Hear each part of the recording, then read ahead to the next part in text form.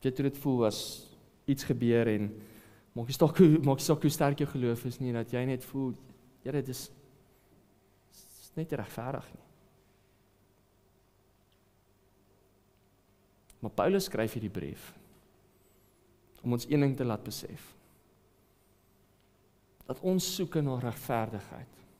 So ek wil net hê iemand moet iets regmaak. Ek wil net hê iemand moet iets fix. Is 'n geleentheid vir jou om iets te besef en te beleef, dat God se genade is onregverdig. En wanneer hy geregtigheid laat geskied, en glo my, daar gaan 'n dag wees, dat die regverdige God sy reg gaan laat geskied, en dit gaan regverdig wees, glo jy my?